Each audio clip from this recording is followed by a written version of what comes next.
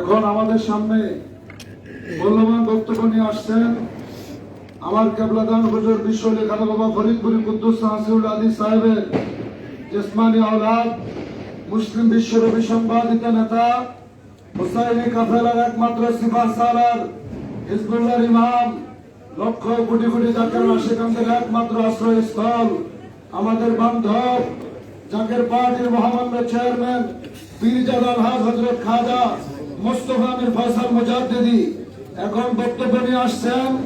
জাকের পার্টির মহামান্য চেয়ারম্যান পীরজাদা আলহাজ হযরত খাজা মুস্তাফা আমির ফয়সাল মুজাদ্দিদি। নারে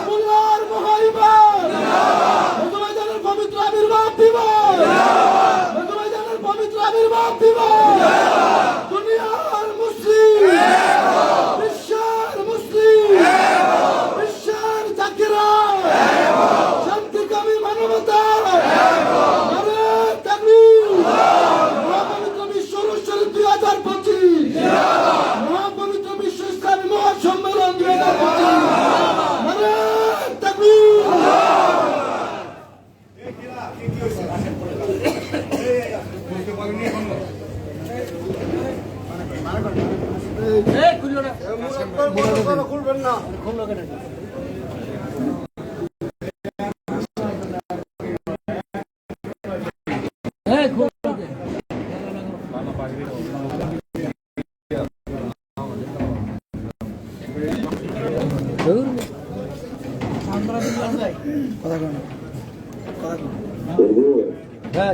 স্যার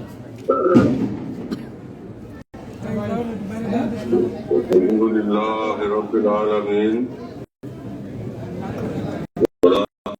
والمتقين والصلاة والسلام على سيد الأنبياء وسيد المرسلين بسم الله الرحمن الرحيم أما بعد নববর্ষে আমরা পদার্পণ করতে যাচ্ছি। ইংরেজি নববর্ষ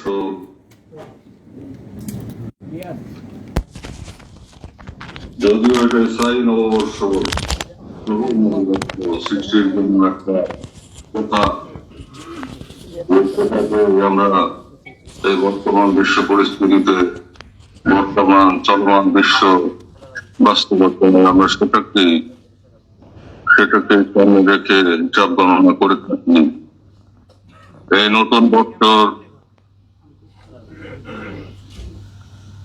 নতুন বৎসরে যে ভালোবাসা আপনারা আমাকে দেখাইলেন, আমার দোয়ার পীরের খাতিরে আপনারা যেভাবে আমাকে ভালোবাসেন, তার বিনিময়ে আমার পক্ষে সম্ভব।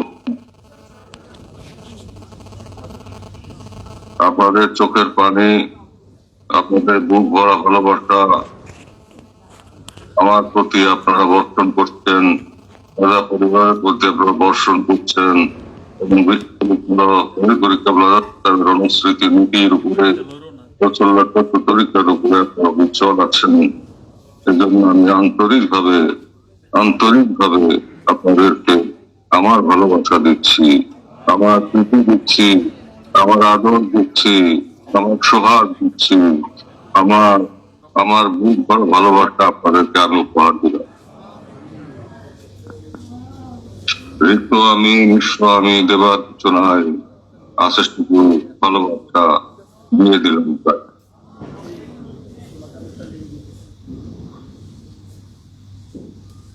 2025 সাল আপনাদের জন্য বিজয় বার্তা বয়ে আনুক, জাতীয় পার্টির জন্য বিজয় বার্তা বয়ে আনুক। আপনারা সবাই দীর্ঘজীবী হন,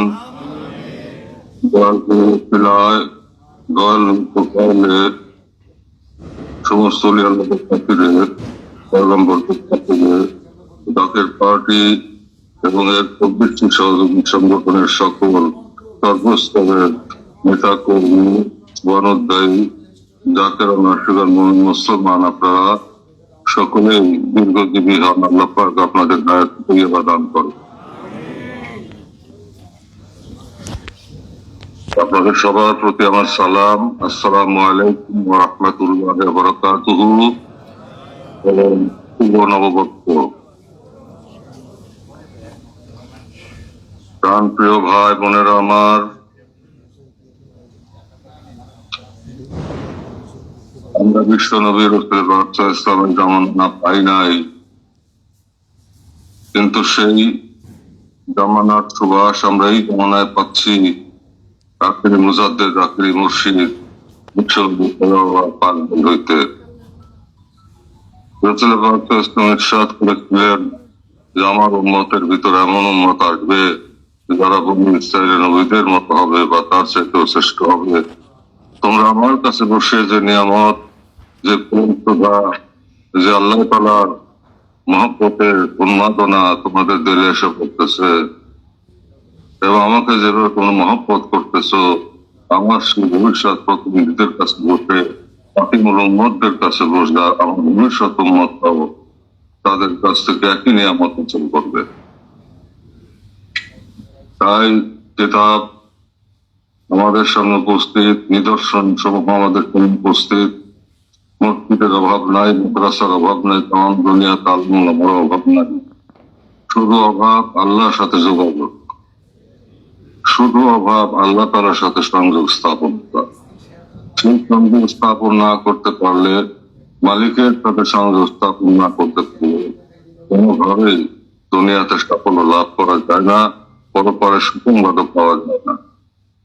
সেই পথই যুগে যুগে কালে কালে দেখাইছেন আর আল্লাহ সকল বিশ্ব নবী রাসূল পাক সাল্লাল্লাহু আলাইহি ওয়াসাল্লাম, সাইয়্যিদুল আম্বিয়া, সাইয়্যিদুল মুরসালিন, তিনি আসার পরে সমস্ত নিয়ামত আল্লাহ তাআলা পূর্ণ করলেন, দান করলেন, সিরাজুল মুনিরা এসে ঘোষণা করলেন।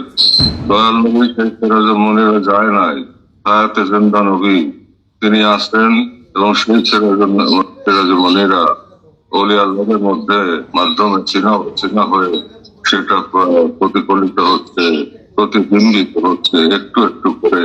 আখিরি জামানায় যখন তামাম দুনিয়াতে মুসলমানরা ধ্বংসের শেষ প্রান্তে, যখন এত মসজিদ, এত মাদ্রাসা, এত আলেম ওলামা থাকার পরে, এত মুসলমান থাকার পরেও মুসলমানরা ধ্বংসের শেষ প্রান্তে, ইহুদিন তারা বেদিনের হাতে নিহত হইতেছে এবং আরো ব্যাপক নিহত হবে সামনে। সেই সময় আমার কেবলাদান সেই জ্যোতি নিয়ে আসলেন, যে আলেম ওলামা সকল একটা মাহফিলে সাইফি বলছিল প্রেরণ করতেছি এবং সেই সঙ্গে কিতাব নাযিল করতেছি। সেই নূর হচ্ছেন নবী বিশ্ব নবী। তেনার দুটি অস্তিত্ব, একটা জড় অস্তিত্ব আর একটা হকিকতে মোহাম্মদী, যেটা সৃষ্টির মূল। লাউলা কালামা কালাকুল আফলাক, আপনাকে সৃষ্টি না করলে আমি সৃষ্টি করতাম না, হাদিসে কুদসি। এই বিশ্ব নবীর মাধ্যমে জগতে সব সৃষ্টি হয়েছে।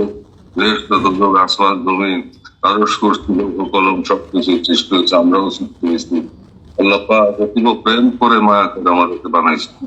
মায়ের 70 গুণ বেশি আল্লাহ পাক ভালোবাসে। বান্দার যখন ক্ষমা চায়, আল্লাহ তাআলা এত খুশি হন,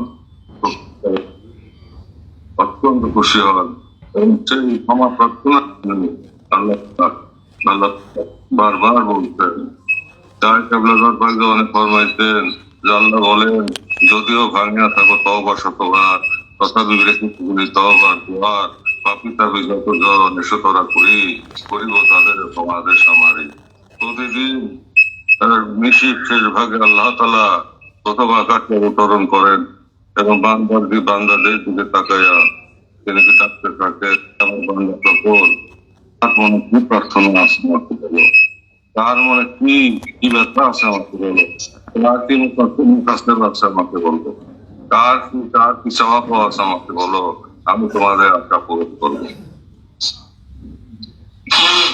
কিন্তু আমরা সেই সময় ঘরে ঘুমাই, শুধুমাত্র আমার কেবলা দলের মুরিদানরা, যাকে পার্টি নেতা কর্মীরা, তারাই যে জাগ্রত হয় এবং আল্লাহর কাছে কান্নাকাটি করে, তারপর মুর্শিদের বিচ্ছেদ বেদনায় কাঁদে এবং সেই বিচ্ছেদ বেদনার পথ ধরেই দয়াল নবীর বিচ্ছেদ বেদনা আসে, দয়াল নবীর পাক মহব্বতের পয়দা হয়, তারপর ইশকে লাহি আসে, ইশকে লাহি নূর পয়দা হয়, তখন আল্লাহ তাআলার রহমতের দুনিয়ায় বান্দাকে, তখন বান্দা আল্লাহ তাআলার বান্দা গুনাহ করলা মাফ করেনি, বরং পিছনের সমস্ত গুনাহ আল্লাহ তাআলা রূপান্তর করতেন। তাই আল্লাহ বলছেন যে আল্লাহ পাক ইরশাদ করেন যে লা তাকনাতু মির রাহমাতিল্লাহ, আমার রহমত থেকে তোমরা নিরাশ হও। কিন্তু আজকে মুসলিম জাহানের যে দুর্দশা, আজকে বাংলাদেশের মুসলমানদের যে দুর্দশা, আমি আবারও বলতেছি যে পরিস্থিতি যেদিকে যাইতেছে, যে কোনো সময় একটা ভয়াবহ যুদ্ধ ভারতবর্ষে লাগবে। এটা আমি আগেও বলছি, যুদ্ধ যদি লাগে, আমরা যদি আক্রান্ত হই, তাহলে আমাদের দেশে যারা অন্য ধর্মাবলম্বী আছে তাদেরকে তো পার্শ্ববর্তী রাষ্ট্র ভারত আশ্রয় দিবে, কিন্তু আমাদের 17 কোটি মুসলমানদের কি হবে? আমাদের মতো এত বড় বিপদ আর কেউ না, একমাত্র গাজা প্যালেস্টাইনের পশ্চিম তীরের মুসলমানরাই বিপদে আছে। আর সবচেয়ে বিপদের মুখে আমরা বাংলাদেশের মুসলমানরা, কারণ আমাদের আশ্রয় নেওয়ার কোনো জায়গা নেই।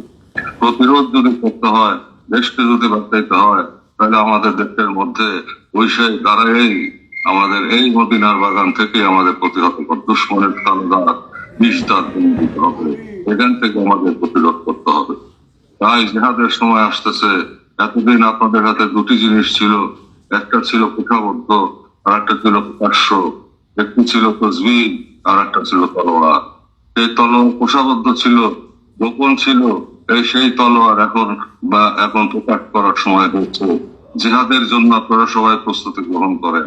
সেই জিহাদ আমাদের স্বার্থ উদ্ধারের জন্য নয়, সেই জিহাদ আমাদের ব্যক্তি স্বার্থ গোষ্ঠী স্বার্থ উদ্ধারের জন্য নয়, সেই জিহাদ ইসলামকে বাঁচানোর জন্য, এদেশের 17 কোটি মুসলমানদেরকে বাঁচানোর জন্য এবং এদেশের স্বাধীনতা এবং সার্বভৌমত্বকে রক্ষা করার জন্য। সেই ঐতিহাসিক কাজ জাকের পার্টির জন্য আল্লাহ পাক নির্ধারণ করে রেখেছেন এবং বিদ্রোহী আখেরি মুজাদ্দেদ আখেরি মুর্শিদ আমার কেবলাদানের মাধ্যমে সেই হিলফুল ফুজুলের আদলে এবং মদিনা ওরা সেই রাজত্ব মদিনার যে বাদশাহী, সেই বাদশাহীর আদলে একটি দল তিনি গঠন করলেন, একটি সমাজ তিনি বানায়া আমাদেরকে তিনি শিক্ষিত করেছেন। আমরা সবই উপলব্ধি করি, আমরা সবই জানি এবং বুঝি, আপনারা সবই জানেন এবং বুঝেন। আপনাদেরকে সামনে অগ্রসর হতে হবে। কেবলাদান আমাদেরকে ভালোবাসেন, আমরাও কাজাওয়াকে ভালোবাসি। সেই ভালোবাসার বিকাশ প্রকাশই হচ্ছে আপনাদের এই উন্মাদনা, এই গভীর নিশীথে কত কিছু নিয়া আমার মতো মিসকিনকে ভালোবাসা কাজাওয়ার খাতিরে আপনারা এই সুইটে আসছেন, এখনো কিছু খান নাই। আপনাদের কোনো অভিযোগ নাই, কারণ এই বনানী দরবার দেখলে আপনাদের হৃদয় জুড়ে যায়।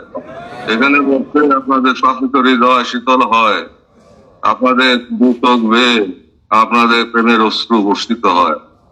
তাই আমার প্রাণ প্রিয় নেতৃবৃন্দ, নেতা কর্মী সমর্থক শুভানুধ্যায়ী বৃন্দ, আজকে যারা উপস্থিত হয়েছেন, যারা উপস্থিত হতে পারেন নাই, সকলের জন্য আমার দোয়া রইল, কেবলাদান যেন নেক নজর দান করেন, দয়াল নবীর মেঘাবাণী যেন বর্ষিত হয়। কেবলাদানের নেক নজরের এবং দয়াল নবীর মেঘাবাণী বহর করতে আল্লাহ তাআলার খাস রহমত করুণা আপনাদের উপর যেন অবারিতভাবে বর্ষণ হয় এবং আপনাদের মাথায় যেন এই বছরই আমি প্রার্থনা করছি, কবুল করার মালিক আল্লাহ পাক আমার দয়াল নবীর প্রোফাইল আল্লাহ কবুল করেন, তবে কুদরতি হাত দিয়ে তিনি তাজ, যেটা এই দেশের বাদশাহী তাজ আপনাদের মাথায় যেন তুলে দেয়, যাকে পরে হৃদয় যেন খুশি করে। দেখতে দেখতে বেলা অনেক গিয়েছে, দেখতে দেখতে সময় অনেক অতিবাহিত হয়েছে। আপনাদের দুঃখ কষ্টের শেষ নয়। মুনাফিক শয়তান মানব রূপী দানব এই দেশটাকে লুটে পুটে খাইতে এতদিন। আমরা এর অবসান চাই এবং রাষ্ট্রীয় সম্পদ আর যেন লুণ্ঠিত না হয় সেদিকে আমাদেরকে সদা সতর্ক থাকতে হবে। এই দেশকে পুনর্নির্মাণ করতে হবে, পুনর্গঠন করতে হবে, কারণ গাজার মতো বিধ্বস্ত করার জন্য ষড়যন্ত্র শুরু হয়েছে। আঞ্চলিক আন্তর্জাতিক চক্রান্তের বেড়াজালে আমরা পড়ে গিয়েছি। ভাই বোনেরা আমার, সামনে যে কি বিভীষিকাময় সময় আসতেছে সেটা আপনারা, একটা মুক্তিযুদ্ধকে ৭১ আর একটা পরিবর্তন গেল ৫ই আগস্টে, আরেকটা মহামুক্তিযুদ্ধ সামনে আসতেছে। সেই জেহাদের জন্য আপনারা সবাই প্রস্তুতি গ্রহণ করেন, ঘরে ঘরে দুর্গ গড়ে তোলেন, যার কাছে যা কিছু আছে তাই নিয়ে শত্রুর মোকাবেলা করতে হবে। আপনারা প্রত্যেকের বাড়িতে বাড়িতে তলোয়ার বানান, ঢাল, লোহার ঢাল বানান, সরকি বানান, আত্মরক্ষার জন্য যা কিছু প্রয়োজন আপনারা প্রস্তুতি গ্রহণ করেন। তবে অগ্রবর্তী হয়ে আমরা কাহারও গায়ে হাত তুলবো না, আমরা অত্যাচারের নীতিতে বিশ্বাস করি না, আমরা লোভ লালসা চরিতার্থের জন্য আমাদের সেই শক্তি প্রয়োগ করব না। যদি বাংলার মুসলমানরা আক্রান্ত হয় তবে অবশ্যই আমরা ঘরে বসে থাকবো না, তার দাঁত ভাঙার জবাব দেওয়া হবে। আমরা কাউকে অগ্রবর্তী হয়ে আক্রমণ করব না, অত্যাচার করব না, কিন্তু আমাদের উপরে যদি আঘাত আসে, জাকের পার্টি মূল দল এবং ২৪টি সহযোগী সংগঠনের উপর যদি কোন আঘাত আসে, অন্যায় ভাবে ট্রেসপাসিং করে জবরদখল করে আমাদেরকে মারে, তাহলে সেই সমস্ত শয়তানদেরকে সমূলে বিনাশ করে দেওয়ার জন্য পূর্ণ প্রস্তুতি আপনারা গ্রহণ করেন। সামনে জেহাদ আসতেছে, সেই জেহাদ রাষ্ট্র বাংলাদেশ নামক মুসলিম রাষ্ট্রটিকে বাঁচানোর জেহাদ। এই জেহাদে আপনারা সর্বশক্তি নিয়োজিত করবেন। পীর কাউজানের তাইদ মদদ, রাসূলুল্লাহ সাল্লাল্লাহু আলাইহি ওয়াসাল্লামের নেক নজর এবং আল্লাহ তাআলার কুদরত নেমে আসবে দুনিয়ার উপরে। বিজয় জাকের পার্টি সুনিশ্চিত। জাকের পার্টি ছাড়া এই দেশকে চালাইতে পারবে না। এই দেশের ভাগ্য বিনির্মাণ হবে জাকের পার্টির মাধ্যমে, বাবার গোলামদের মাধ্যমে, এবং সেই দিন বেশি দূরে নয়। আপনারা দৃঢ়তার সাথে অগ্রসর হন, তারপর মুসলিম জাহানকে পথ দেখাইতে হবে, একত্রীভূত করতে হবে। নাহি মোরাজিব ভোগ বিলাসের, শাহাদাত ছিল কাম্য মদের, ভিখারির বেশে খলিফাজাদের শাসন করিল আকা জাহান। একদিকে রাজা আর একদিকে দরবেশ, দুটির সমন্বয় ইসলাম। মানুষের মধ্যে থেকেই, সংসারের মধ্যে থেকেই আত্মশুদ্ধি অর্জনের মাধ্যমে আল্লাহকে লাভ করে পূর্ণত ইনসানে কামেল হয়ে তারপর সবাইকে সেই পথে একত্রীভূত করে এক অদ্বিতীয় সত্তার সেই বিজয় নিশান এবং বিশ্বের সর্বশ্রেষ্ঠ সৃষ্টি বিশ্বনবী রাসূলুল্লাহ সাল্লাল্লাহু আলাইহি ওয়াসাল্লামের রিসালাতের বিজয়, রিসালাতের শ্রেষ্ঠত্ব বিকাশ এবং প্রকাশের জন্য আমাদেরকে লড়াই করতে হবে। এ ব্যাপারে আমরা অবিচল থাকবো। ভাই বোনেরা আমার কেবলাদান হাতে কলমে আমাদেরকে ইসলাম শিক্ষা দিয়েছেন। আমার কেবলাদান হাতে কলমে আমাদেরকে ইসলাম শিক্ষা দিয়েছেন। ইমানের উপর কিভাবে সুদৃঢ় হতে হয়, কলেমার উপরে কিভাবে আপোষহীন থাকতে হয়, কলেমার উপরে কিভাবে আপোষহীন থাকতে হয়, ইমানের উপরে কিভাবে সুদৃঢ়।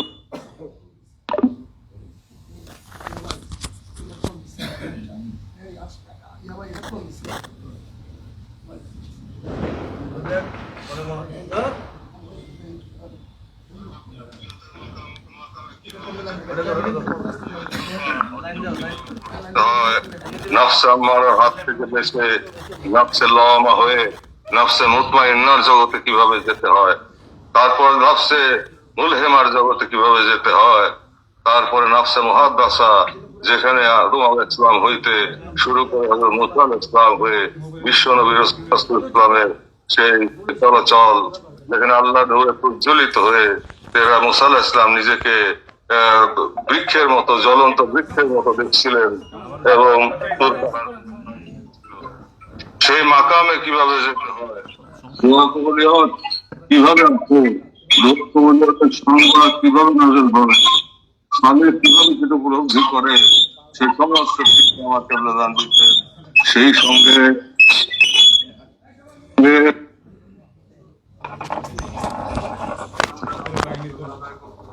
রিয়াজ ভাই তুমি অন্তত সরো, তুমি অন্তত সরো, এনে বউ সম্মান বড় হয়ে গেছে।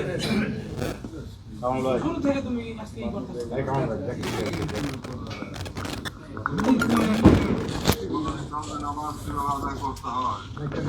আমাদের ভিতর কিভাবে আল্লাহ তাআলার মিরাজ হয়, আল্লাহর সাথে সাক্ষাৎ হয়, সেই শিক্ষা হাতে কলমে তিনি শিক্ষা দিয়েছেন। জগতের কাজ কিভাবে করতে হয় দয়াল নবী যেভাবে শিখাইছেন।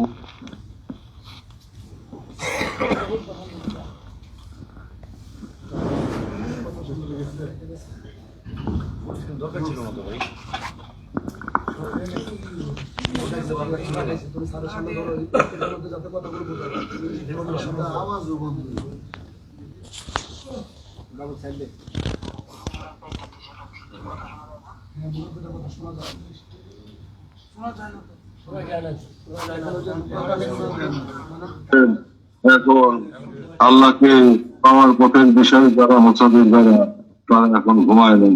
তাই কেবলা ধরো সারা জীবন এই নিঃশ্বাসের ঘরে ঘুমান নাই, দিবা নিশি 24 ঘন্টার মাত্র 2 ঘন্টা বিশ্রাম নিয়ে তিনি পরিশ্রম করেছেন। খাদ্য গ্রহণে তিনি ছিলেন অত্যন্ত অল্প খাদ্য গ্রহণকারী। রাসূলুল্লাহ সাল্লাল্লাহু আলাইহি ওয়াসাল্লাম উদর পূর্তি করে খান নাই, সাহাবায়ে কেরামরা উদর পূর্তি করে খায় নাই, আহলে বায়াতরা উদর পূর্তি করে খায় নাই। তারা পেটে পাথর বেঁধে কাজ করেছে, খাদ্য তাদের ভাগ্যে জুটে নাই, আর খাদ্য থাকলেও তারা খায় নাই। মাত্র একটা কুরমা খেয়ে বা 8 খান খেজুর খেয়ে তারা রোজা রাখতো। দয়াল নবী তো সারা জীবন রোজাই রাখছেন বেশিরভাগ সময়। আর সাহাবায়ে কেরাম যারা, আজওয়াজে মুতাহহারিন যারা, আহলে বায়াত যারা, এবং আশায়ে মুবাশশারা যারা, তেনারা রোজার মধ্যেই থাকতেন। অভুক্ত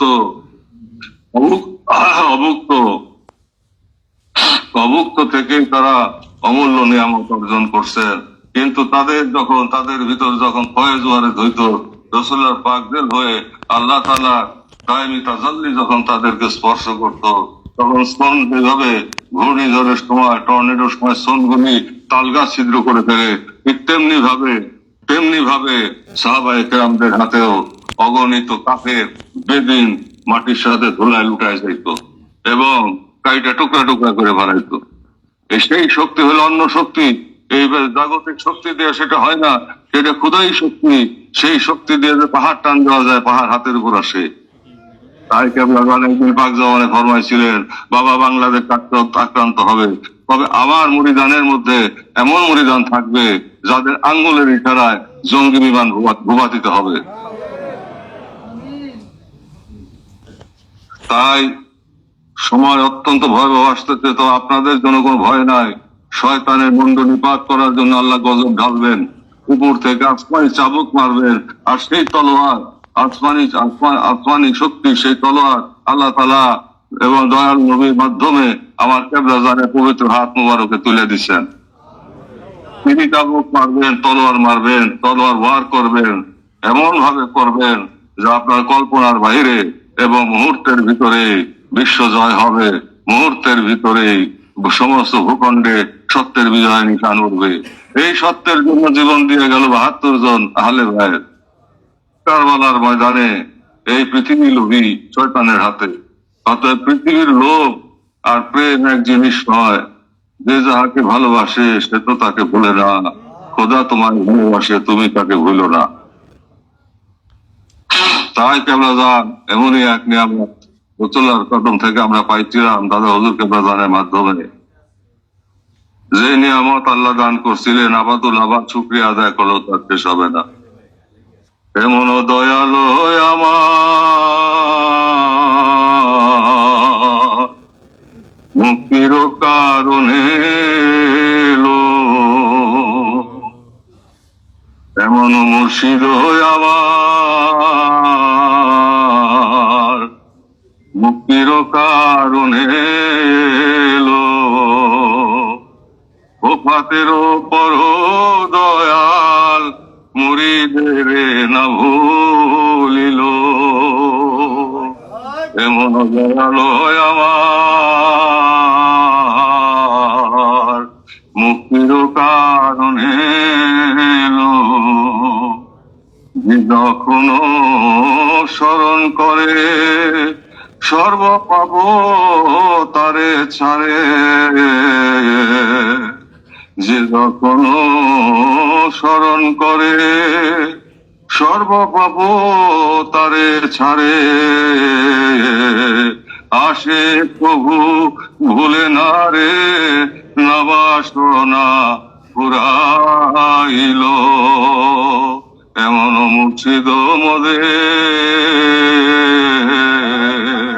মুক্তির কারণে এলো। তাই আজকে আমরা কান্দি, আমরা চোখের পানি ফেলাই সে মাসুকের জন্য।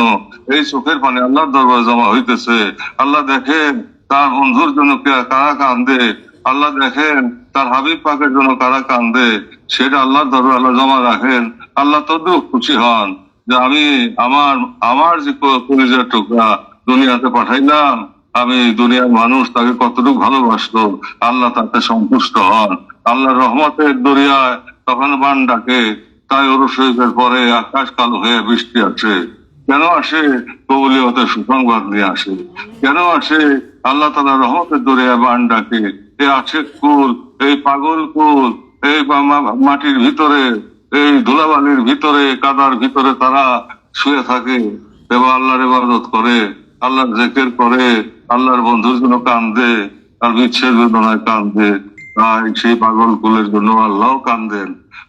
আল্লাহ তাআলা মহব্বতের দরিয়ায়, আল্লাহ তাআলা মহব্বতের দরিয়ায় তখন বান ডাকে। তাই গায়ক গাইছে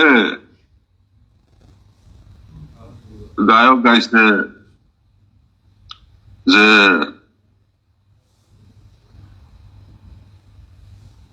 কে জানে দয়াল মোদের ছাড়িয়া দারুল বাকায় যাইবেন গো, কে জানে বাবা জান মোদের ছাড়িয়া দারুল বাকায় যাইবেন গো, ও চাঁদ বদরে কে সে মোদের বাবা বাবা বলে ডাকিবেন গো, ও চাঁদ বদনে কে সে মোদের বাবা বাবা বলে ডাকিবেন গো, কে জানে দয়াল মোদের ছাড়িয়া দারুণ বাঁকায় যাইবেন গো, সহে না বিরহ বেদনা কেমন সহিব গো, সহে না বিরহ বেদনা কেমন নিব গো, কে জানে দয়াল মোদের ছাড়িয়া দারুণ বাঁকায় যাইবেন গো। নিশি ভোর কালে মুরিদ বেদনায় ও করে কে আর কাঁদিবেন গো, নিশি ভোর কালে মুরিদ বেদনায় ও করে কে আর কাঁদিবেন গো, সোনার কোন কঙ্কাল সারো আর কি করিবেন গো, সোনার কোন কঙ্কাল সারো আর কে করিবেন গো, এ মিনতি করি পদে ওহে খাজা বাবা গো, এ মিনতি করি পদে ওহে দয়াল বাবা গো, অন্তিমেতে তব দেখা মরণেতে তব দেখা মোরা যেন পাই গো, কে জানে বাবা জান মোদের ছাড়িয়া দারুল বাঁকায় যাইবেন গো, পাই ওলি আল্লাহদেরকে আকাশ বাতাস ছিলে, গ্রহ নক্ষত্র ছিলে, বৃক্ষ তুরের মতো সবাই ছিলেন। ছিলেন না মানুষ, অভাগা মানুষ। ওলি আল্লাহদের শিক্ষাদান আল্লাহ তাআলা স্বয়ং, তেনারা নির্ধারিত, তেনাদেরকে সান্নিধ্য দান করে, শিক্ষা দেন, আল্লাহ পাক আকর্ষণ করে, সেই আকর্ষণে তারা আল্লাহর দিকে চলে যায়, দুনিয়া ত্যাগী হয়, আর পৃথিবীতে ফেরত আসতে চায় না। কিন্তু আল্লাহ পাক এবং ক্ষুধার জ্বালায়, মনের আগুনে জ্বালায় করে সরকার কইরা, আমিত্ব ধ্বংস করে দিয়া, অস্তিত্ব ধ্বংস করে দিয়ে তারপর আল্লাহ তাআলা সাক্ষাৎ করেন। আল্লাহ তাআলা তার হৃদয়ের দরজা খুলে দেন। তখন সেই ওলি আল্লাহ, সে আল্লাহর বন্ধু। কিন্তু যেহেতু আমরা সাধারণ মানুষ পারবো না, তাই মুসা আলাইহিস সালাম বারবার অনুরোধ করে, দয়াল নবীকে বারবার আল্লাহ তাআলার দরবারে পাঠাইয়া সেটা কমায় কমায় 5 ওয়াক্ত আনছিলেন। পরে 5 ওয়াক্তর কথাও কমাইতে বলছিলেন। আমার সময় 1 ওয়াক্ত ছিল, তাই পরে নাই। রাসূলুল্লাহ সাল্লাল্লাহু আলাইহি ওয়াসাল্লাম তখন পাক জামানে ফরমাইছিলেন যে আমার আর যাইতে লজ্জা করে, এই রূপে আর আমি চাইতে পারবো না। সেই 5 ওয়াক্ত নামাজ আমাদের জন্য ফরজ হয়ে আসলো। কিন্তু কি নামাজ আমরা পড়ি, কি সালাত আমরা আদায় করি, আমরা কি আল্লাহ তাআলার দিদার পাই, আমরা কি হুজুর কালবের নামাজ হাসিল হয়? হুজুর কালবের নামাজ হাসিল হয়েছিল হযরত আলী রাদিয়াল্লাহু তাআলা আনহু, আলী কারামাল্লাহু ওয়াজহু, তেনার পায়ে এক যুদ্ধে তীর বিদ্ধ হয়েছিল। সেই তীর খুলতে গিয়া তীর খুলে ফেলাইলো, হযরত আলী রাদিয়াল্লাহু তাআলা টের পাইলেন না। এটাই হইতেছে হুজুরি কালবের মারিফত। এই মারিফত হলো সর্বশ্রেষ্ঠ নিয়ামত এবং দরজাটা হচ্ছে ইসলাম, আমার দয়াল নবীর দরজা। অন্য সমস্ত দরজা বন্ধ হয়ে গেছে, যদিও যেগুলি এক সময় সত্য ছিল। সমস্ত দরজা বন্ধ হয়ে গেছে, রাসূলুল্লাহ সাল্লাল্লাহু আলাইহি ওয়াসাল্লামের দরজা খোলা আছে, সেখানে সেই নিয়ামত আছে। এবং কোরআন শরীফ এবং হাদিস শরীফের ভিতর সবকিছু লেখা আছে। যদি আমরা অনুসরণ করতাম, আমাদের তাকাব্বুরি প্রকাশের জন্য, আমাদের জ্ঞানের গরিমা দেখানোর জন্য, আমাদের লোক ভারী করার জন্য আমরা যত ব্যস্ত, কিন্তু আল্লাহ বেজাতে শুধু আল্লাহ আমাদের অন্তরে খবর রাখেন, দেখতেছেন সবকিছু। এবং আল্লাহর বন্ধুদেরকে আল্লাহ জানাই দেয়, রাসূল কাছে আল্লাহ জানাই দেয়, সেটা উদ্ভাসিত হয়। সেটা যদি আমরা সেই আল্লাহর কুদরতের খেলা, সেটা যদি আমাদের হইতো, তাহলে আজকে মুসলমানদের এই হালাত হইতো না। সামান্য সংখ্যক মুসলমান, মুতার যুদ্ধে মাত্র 3000 মুসলমান 1 লক্ষ খ্রিস্টান সেনাকে ধরাশায়ী করছিল। মাত্র 3000 মুসলমান। কোন শক্তির বলে? তারা কি একটা করে গরু খাইতো, একটা করে খাসি খাইতো? না, তারা ছিল অভুক্ত সাহাবী। তাদের খাদ্য ছিল না, বস্ত্র ছিল না, অস্ত্র ছিল না, কোনো কিছুই ছিল না। কিন্তু তাদের পরিমাণের বল আর ছিল রাসূলুল্লাহ সাল্লাল্লাহু আলাইহি ওয়াসাল্লামের মাধ্যমে খোদাই শক্তির বিকাশ এবং প্রকাশ। তাই তারা এক একজন এমন অগ্নি মূর্তি ধারণ করত, এমনই ফয়েজ জজবা তাদের ভিতর ওয়ারেদ হইতো যে এই শক্তির সামনে তখন আর কোনো কিছু কুলাইতো না, তোলার মতো উড়ে যাইত। তো সামনে পীর কাউসার পাক জামানে ফরমাইছেন, আমি নিজের কানে শুনছি যে বাবা, আমার মুরিদানের দিলের ভিতরে কুয়াতে লাগিয়ার ফয়েজ ঢেলে দেওয়া হবে। এক একজন মুরিদ আমার 1000 লোকের শক্তি ধারণ করবে। যখন জিহাদ শুরু হবে ইসলামের জন্য এবং আমাদের এই মুসলিম মাতৃভূমির জন্য, বাঙালি মুসলমানদের জন্য যে জিহাদ শুরু হবে, সেই জিহাদে এমন শক্তি কেবলা জানে পাকবেল হইতে আসবে, আল্লাহ তাআলা পাঠাবেন যে আপনার এক একজন 1000 মানুষের শক্তি অর্জন করবেন। শুধু তাই নয়, কেবলা জানে আরো পাক জামানে ফরমাইছেন যে বাবা, ভূমিকম্প দিয়ে উড়াই দেওয়া হবে, ভূমিকম্প দিয়ে তোমাদের পথ পরিষ্কার করে দেওয়া হবে। তোমরা একটু পতাকা গাড়বা, আমার মুরিদ খুব বেশি ক্ষয় হবে না, 2-1 জন সংকট বরণ করবে। আরো কিছু কথা কেবলাজান বলছেন, সেগুলি এখন নাই বললাম, সামনে বলবো সময় হইলে, পরিস্থিতি পরিবেশ দেখা সেই কথাগুলি আমি আপনাদের কাছে জানাবো। আমি যে মিসিং চলি, কিসের ভিতরে চলি, কেমনে চলি, আমার কোনো জ্ঞান আছে না গুণ আছে? কিছুই না, আমি একটা বাক্স আর মাটির কুষা। কিন্তু আমার মালিক, আমার দয়াল আল্লাহর সাথে মিশে আছেন এবং প্রচন্ড ক্ষমতা নিয়ে তিনি আমাদেরকে ছায়া দিয়ে রাখছেন, কিন্তু আমরা তা দেখি না। সমসৃষ্টি বাতাসও তো আমরা দেখি না, আমাদের দেহের ভিতরে কি হইতেছে তাও তো আমরা জানি না, দেখি না। আল্লাহর কুদরতে চলতেছে সবকিছু। কিন্তু অত্যন্ত পরিতাপের বিষয় যে মুসলমান হয়ে মুসলমানের বিরুদ্ধে আক্রমণ করা, এটা কোনোভাবেই গ্রহণযোগ্য নয়। এটাতে মুসলমানদের ভিতরে 2টা ভাগ তৈরি হবে, যেই ভাগের সুযোগ নেবে ইসলামের দুশমনরা। অতএব এই কাজ যারা করে তাদের বুঝতে হবে যে তারা তারা ইসলামের দুশ্মনদের ইহুদি নাসারা এবং মুশরিকদের পথ করে দিতে চায়, যাতে করে আমরা মুসলমানরা মারামারি লাগি এবং সেই সুযোগে তারা ঢুকে পড়ে। এটা কোনোভাবেই হইতে দেওয়া হবে না। প্রথম হইতেছে ইমান, ইমানের উপরে সবাই ঐক্যবদ্ধ হইতে হবে। লা ইলাহা ইল্লাল্লাহু মুহাম্মাদুর রাসূলুল্লাহ, এর উপরে এক জায়গায় হইতে হবে। আমলকে এখন দূরে রাখতে হবে, কারণ আমলে আমরা সবাই পিছপা হয়ে আছি। আমল আস্তে আস্তে আমাদের ঠিক হয়ে আসবে সবকিছুই, কিন্তু প্রত্যেকটা জিনিসের এক একটা সময় আছে, প্রত্যেকটা জিনিস তার প্রয়োগের এক একটা ক্ষেত্র আছে। একবার এখন এক জায়গায় যাইয়া ওলি আল্লাহদের দরবার লুট কইরা তাদের জিনিসপত্র ডাকাতি করে নিয়ে যাওয়া, বাড়ি ঘরে আগুন দেওয়া, এটা ইসলাম সম্মত নয়। এমনকি অমুসলিমদের, নিরীহ মুসলিমদের উপরেও মুসলমানরা এই কাজ করতে পারে না, এটা মুসলমানের কাজ না। আর মুসলমান এত খাইতে পারে না, যে পরিমাণ খাওয়া খাইয়া এক একটা শরীর বানাইছে, এই শরীর মুসলমানের শরীর না, এটা শয়তানের শরীর। কারণ দয়াল নবীর সুন্নতের খেলাফ। রাসূলুল্লাহ সাল্লাল্লাহু আলাইহি ওয়াসাল্লাম ইরশাদ করছেন, তোমরা পেটের 3 ভাগের 1 ভাগ খাবা, 1 ভাগ পানি দিয়ে ভরবা, আর 1 ভাগ খালি রাখবে ইবাদতের জন্য।